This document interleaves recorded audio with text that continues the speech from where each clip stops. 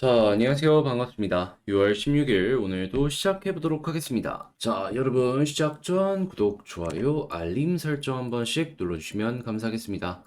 일단 시장 정리 어떤 내용들이 보여지고 있는지 요거 한번 살펴보도록 하자면 일단 뉴욕 증시 같은 경우에 전일 발표된 6월 FOMC 회의 결과 이걸 소화한 가운데 금리 인상이 막바지에 다다랐다라는 기대감이 커지면서 뉴욕 증시 모두 1% 넘게 급등하는 모습이 보여지게 되었습니다. 조금 더 디테일하게 말을 하자면 이제 존도표 발표된 거 보니까 두 번 정도 더 금리를 올릴 것이다라고 이야기가 나오고 있기는 하거든요. 그런데 이 파월 의장이 시장에 충격을 주고 싶지 않다라는 발언과 함께 인플레이션 지표 보면서 움직이겠다라는 이야기를 상당히 많이 했거든요. 그런데 소비자 물가지수부터 해서 이 선행지표라고 볼 수 있는 생산자 물가지수까지 어떤 모습을 보여주고 있다? 차근차근 꺾이는 모습이 물론 속도가 뭐 가파르거나 그건 아니지만 계속해서 보여지고 있다라는 겁니다. 그렇다면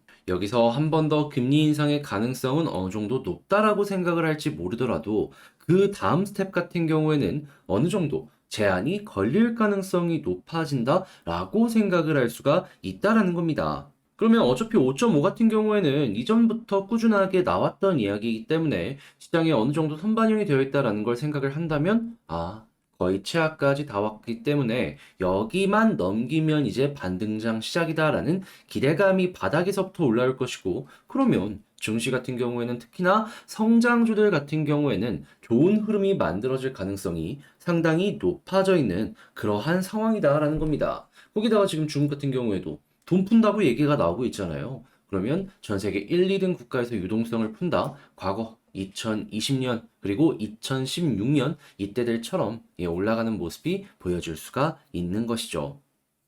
그래서 현재 시카고 상품거래소 페드워치에 따르면 연방기금 금리 선물 시장에서 마감 시점을 기준으로 페드가 7월 회의에 금리를 동결할 가능성은 33%긴 하지만 그래도 이 이후에 금리를 인상할 가능성은 9월에서 12월 모두 봤더니 10% 미만으로 보여지고 있는 거 체크할 수 있겠습니다. 그러면 지금 5.5%가 고점일 가능성이 상당히 높아져 있는 상황이다 라고 할 수가 있는 것이죠. 이게 정말 마지막이 다가오고 있다라는 게 보여지고 있기 때문에 물론 시간이 조금 더 걸리겠지만 그 아래에서 이제 머리가 들리는 그러한 흐름 있잖아요. 여러분 요거 한번 기대감을 가지면서 보시는 것도 괜찮을 것 같네요. 그래서 국제유가는 WTI 기준 70.62달러로 플러스 3.44% 상승 마감하였고요. 채권은 강세에 달러는 약세에 금 가격은 상승 마감하였습니다. 근데 이제 알아두셔야 될 게 뭐냐 하면 달러가 지금 금리 인상한다는데 왜 약세냐?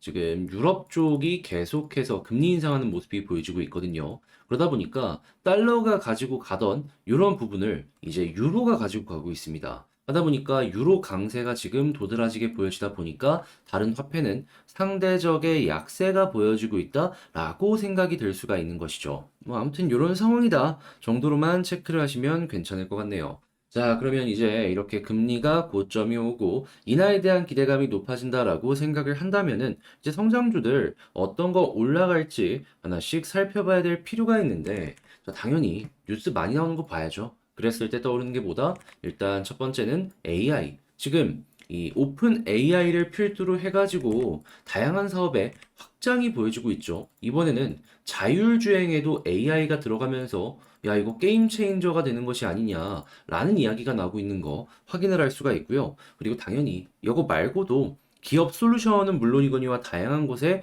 계속해서 발전, 제공되는 모습이 보여지고 있기 때문에 이 속도는 더욱더 가팔라질 것이다라고 생각을 할 수 있을 것 같습니다. 그런데 이런 AI 때문에라도 이 사용이 많이 되는 제품이 하나 있습니다. 그게 뭐냐? 반도체죠. 무조건 반도체죠. 왜냐하면 기존의 데이터 센터가 일반 검색을 기준으로 처리하던 게 1이라면요. AI는 이게 3까지 된다라고 합니다.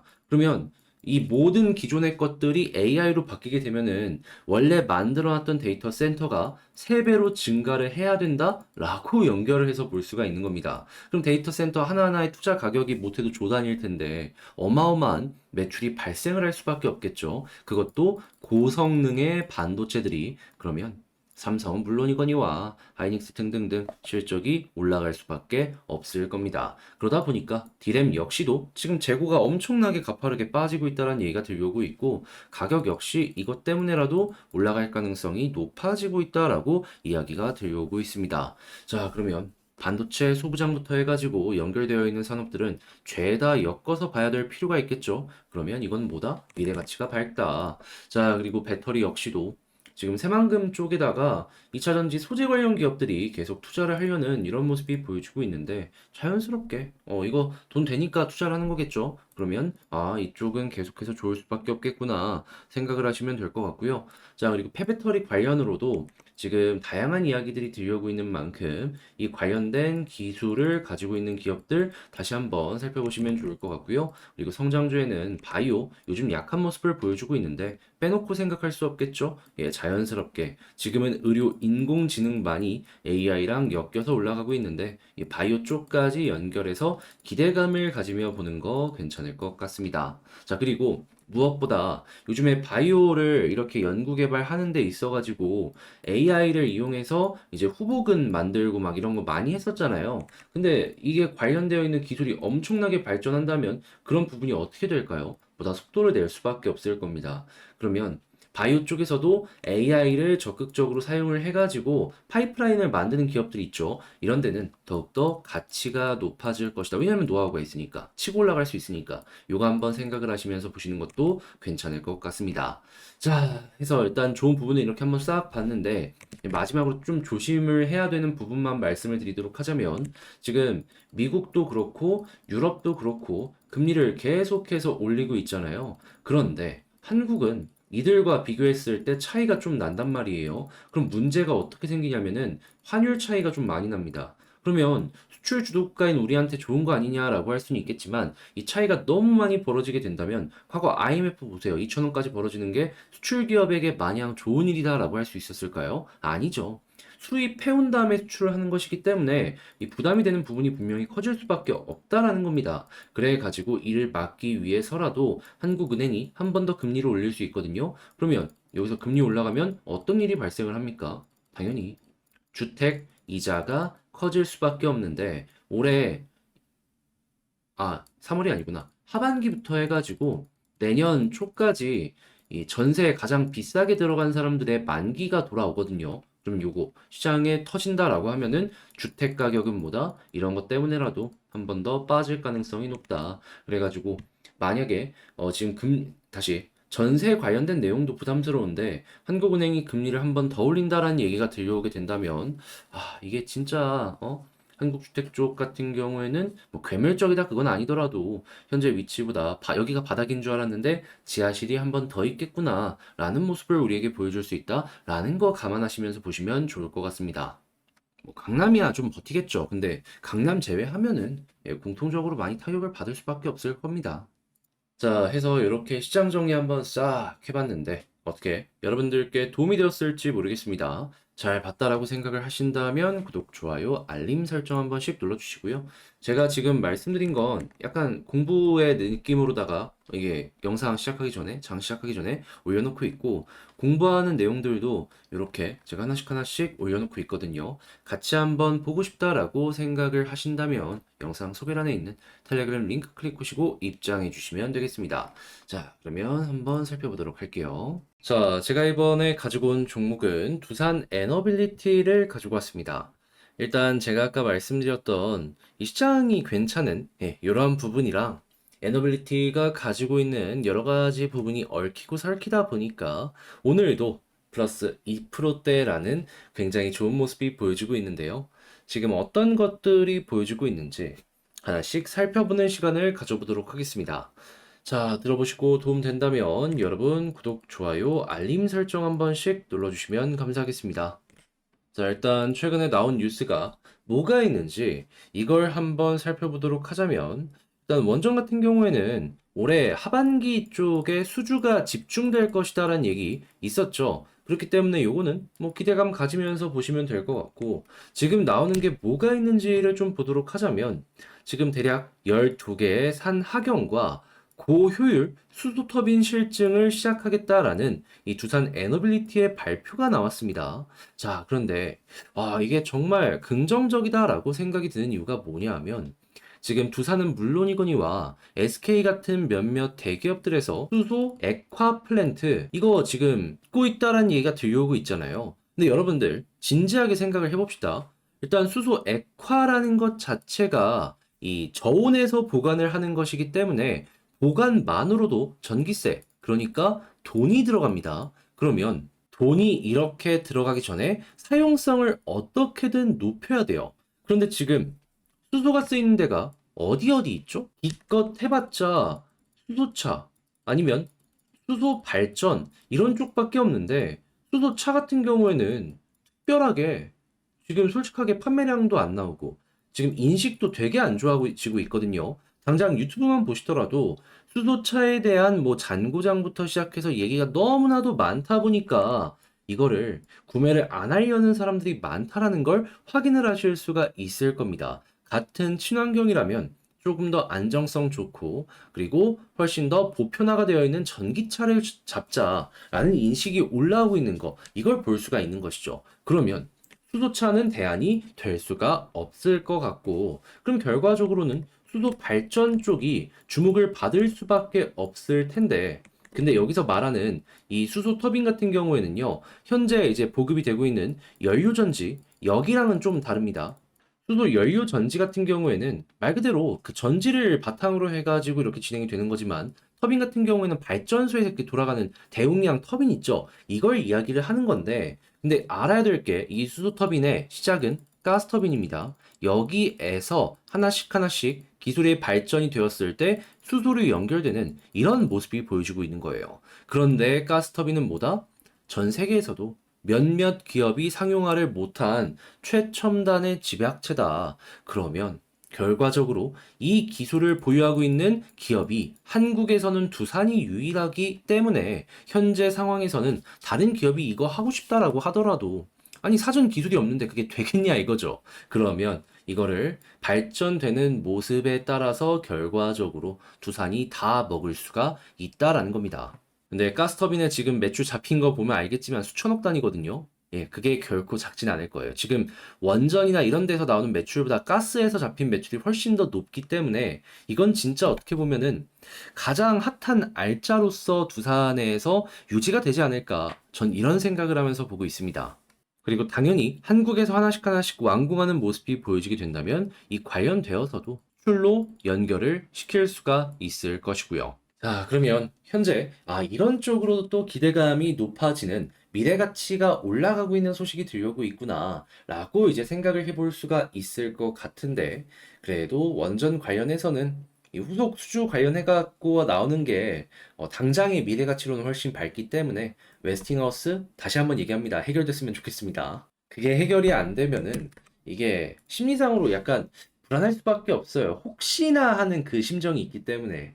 자, 아무튼 이제 좋은 거랑 나쁜 거 하나씩 짚었다라고 가정을 하면서 현재 위치 하나씩 보도록 하자면 일단 수급부터 한번 보도록 할까요?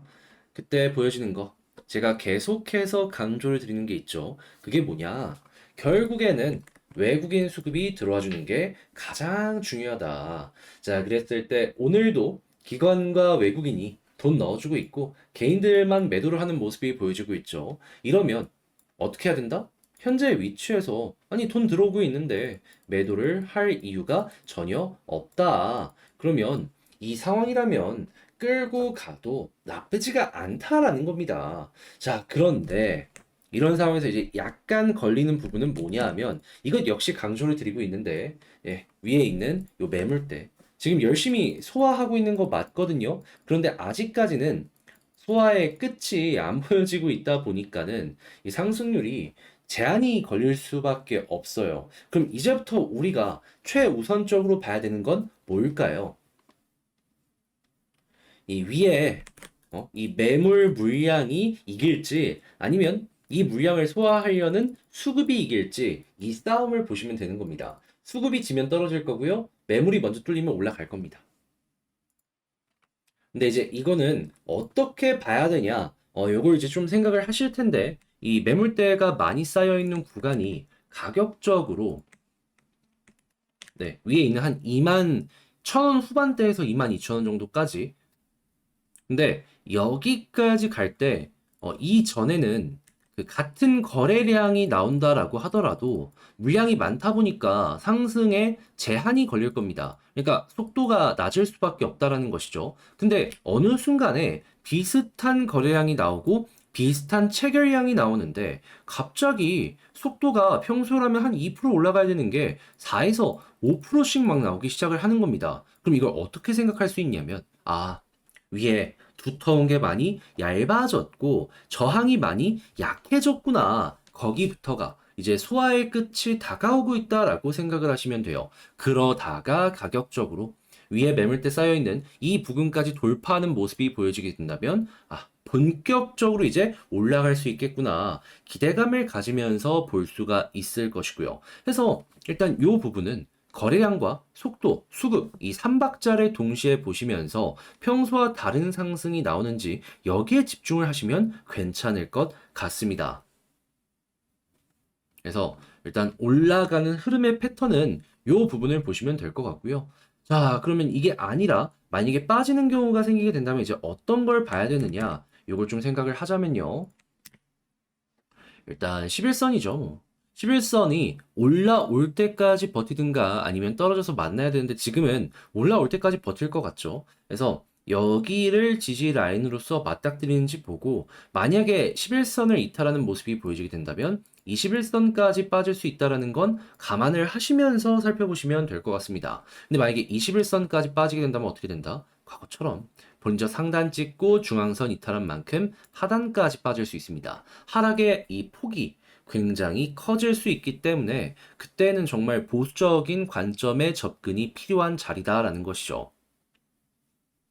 네, 아직 거기까지는 아니니까 그냥 이럴 수도 있겠구나 정도로만 이제 감안을 하시고 지금 수급 괜찮다면 특별하게 걱정을 할 이유는 없을 것 같습니다. 자, 그리고 나서 이제 쭉쭉 올라가는 모습이 보여지게 된다면은 저는 개인적으로 매물이 많이 쌓여 있는 게 여기고, 그리고 그 이상에는 상대적으로 얇은 것들이 많이 있다 보니까는 한 24,000원? 뭐, 요런 부분까지는 수월하게 한번 올라가고, 여기마저 뚫게 된다면은 전고점 한번 노려보는 것도 괜찮을 것 같네요. 근데 이제 이거는 좀 나중에 일이다 보니까, 그때 가서 제가 매일 영상 찍어 올리니까, 거기서 참고해 주시면 될 것 같고, 자, 그러면 지금 말씀드린 것들 그냥 총정리하면서 마무리로 정리를 해보도록 하자면, 일단 첫 번째, 나오는 뉴스적으로 봤을 땐 매우 긍정적이고 수급을 보면 지금도 계속해서 매수가 들어오고 있죠. 그렇다는 얘기는 물량을 소화한다라는 건데 제가 아까 말씀드렸던 물량의 소화의 끝이 보여질 때까지는 이게 계속 이어져야지 우리가 편하게 볼 수 있다. 그런데 이 속도 계산하기 싫다 하시는 분들도 분명히 있을 거 아니에요. 그냥 그런 분들은 수급이 플러스로 이어지는 모습이 보여지게 된다면요. 그냥 보는 것도 하나의 방법입니다. 막 차트 이런 거 신경 쓰지 말고 이것만 계속 이어지면 올라가겠거니 하면서 보는 것도 하나의 방법이다라는 거예요. 자, 그래서 일단 이런 부분이 있고 이 지지라인 같은 경우엔 11선 보시면 되고 이탈하면 21선까지 빠질 수 있다라는 거. 근데 여기마저 이탈하게 된다면 여기는 이제 최악으로 갈 수 있으니까 이건 조심해야 된다.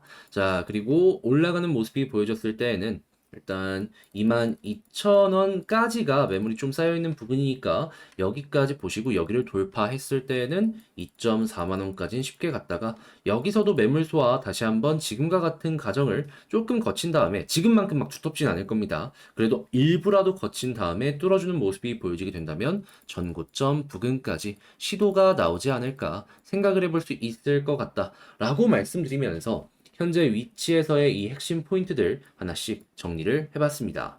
어떻게 여러분들께 도움이 되었을지 모르겠어요. 잘 준비했다라고 생각을 하시고 이게 나한테 도움이 되었다라고 하신다면 여러분 구독, 좋아요, 알림 설정 한 번씩 눌러주시면 감사하겠습니다. 자, 그럼 전 여기서만 영상을 마치도록 하고요. 다음에 여러분들께 더 좋은 영상으로 인사드리겠다라고 말씀드리면서 이상 주식 정리해드리는 주정남이었습니다. 끝까지 시청해주셔서 감사합니다. 여러분들 주말 잘 보내세요.